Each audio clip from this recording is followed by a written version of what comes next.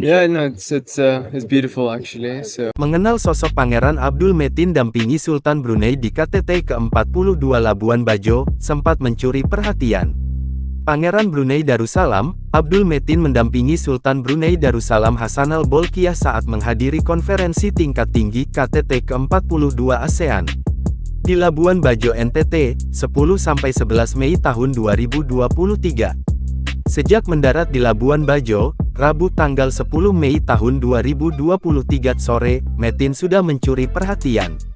Ia tampak fresh di antara pemimpin negara-negara di ASEAN yang tergolong berusia matang. Sosoknya yang tampan dan juga memiliki berbagai prestasi baik dalam akademis maupun dalam bidang olahraga pasti menjadi sorotan. Lantas bagaimanakah sosok Pangeran Abdul Metin? Pangeran Abdul Metin lahir pada tanggal 10 Agustus tahun 1991 di Bandar Seri Begawan, Brunei Darussalam.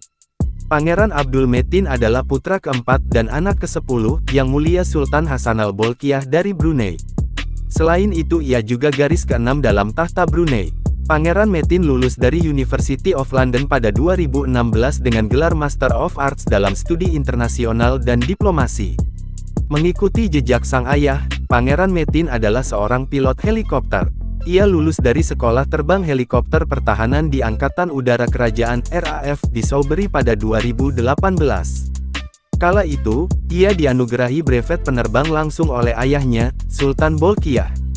3 tahun setelahnya, tepatnya tanggal 20 Mei tahun 2021, Pangeran Metin naik pangkat menjadi mayor.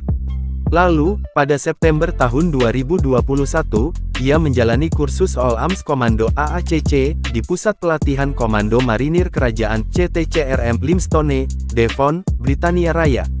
Sebagai informasi, KTT ASEAN untuk pertama kalinya dilakukan 2 kali dalam setahun secara fisik. KTT ke-42 sendiri akan dilakukan di Labuan Bajo, 10-11 Mei tahun 2023. Sementara itu, KTT ke-43 akan diselenggarakan di Jakarta pada 5-7 September tahun 2023. Jangan lupa subscribe, share, komen, dan like ya!